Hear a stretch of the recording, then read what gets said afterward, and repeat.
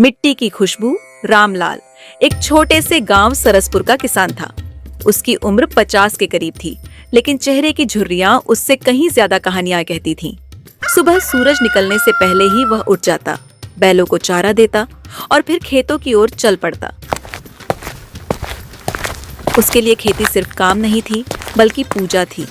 वह अक्सर कहता, मिट्टी माँ है और माँ से मेहनत करो तो वह कभी भूखा नहीं रखती। रामलाल के पास ज्यादा जमीन नहीं थी, बस 3 बीघा। उसी से उसका घर चलता था, उसी से बच्चों की पढ़ाई और बुजुर्ग माँ की दवाइयाँ आती थीं। उसकी पत्नी सीता हर मौसम में उसके साथ कंधे से कंधा मिलाकर खड़ी रहती थी।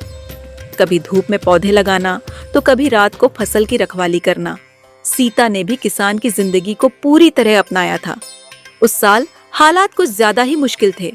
मानसून देर से आया और जब आया भी तो जरूरत से कम बरसा। खेतों की मिट्टी फटने लगी, जैसे प्यास से तड़प रही हो।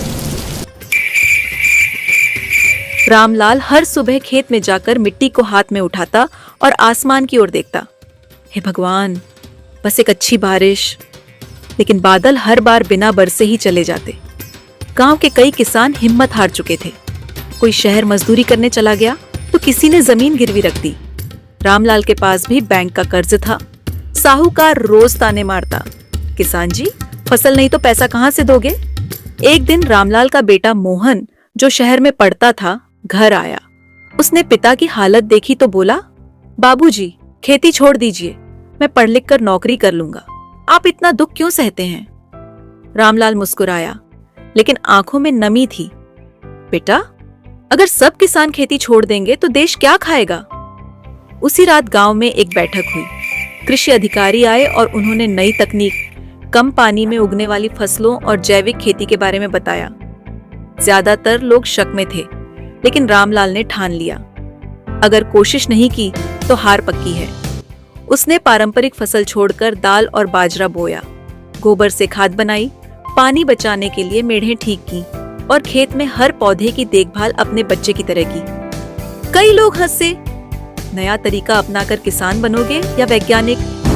समय बीता, हल्की फुल्की बारिश हुई, लेकिन नई फसल ने कम पानी में भी दम दिखाया। पौधे हरे भरे थे। रामलाल रोज खेत में जाकर उन्हें देखकर संतोष की सांस लेता। पहली बार उसे लगा कि शायद किस्मत करवट बदल रही है। कटाई का समय आया। फसल उम्मीद से बेहतर थी।